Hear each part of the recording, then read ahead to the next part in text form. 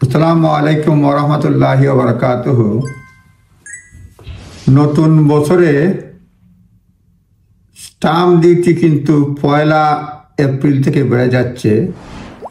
সুতরাং এখন থেকে অনেকেই প্রস্তুতি নিচ্ছেন বা আগে থেকেই প্রস্তুতি নিয়ে রাখছেন, যাতে 31শে মার্চের আগে বেচা কেনা সম্ভব হয় বা কেনা সম্ভব হয়। তাহলে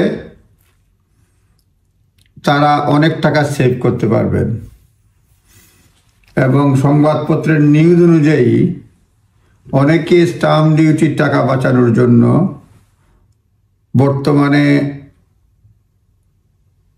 কেনাবেচার জন্য প্রস্তুতি নিচ্ছেন এবং কমপক্ষে 104 বিলিয়ন পাউন্ডের মর্গেজ ব্যবহৃত হবে যদি ঠিকঠাক মতো হয় 31 মার্চের মধ্যে।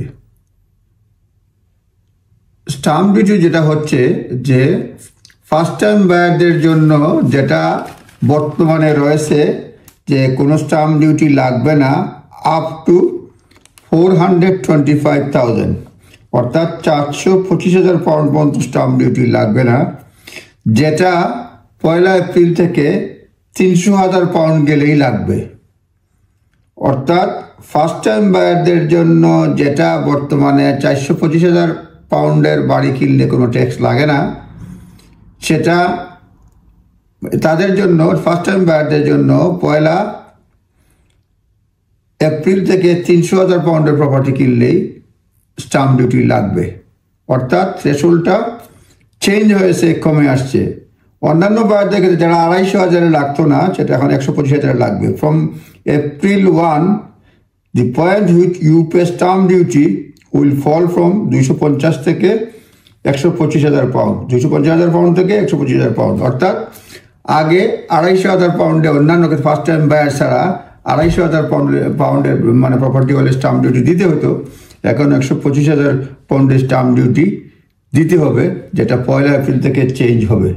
সুতরাং লেখা আছে যে get ready for the 104 billion January mortgage রাশ।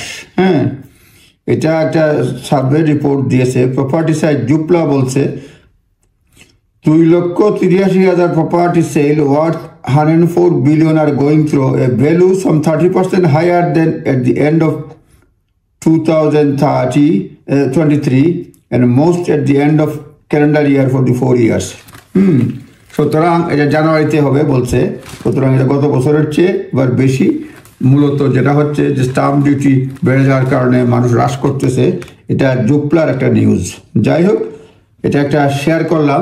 বাড়ি কিনতে চাইলে 1 এপ্রিলের আগেই কিনে ফেললে স্টাম্প ডিউটির অনেক টাকা বাঁচবে। জাস্ট একটা নিউজ শেয়ার করলাম। আপনার মর্গেজ অ্যাডভাইজাররা ভালো করে বলতে পারবেন বা ফাইন্যান্স অ্যাডভাইজাররা ভালো করতে বলতে পারবেন, ব্যাংক বলতে পারবে।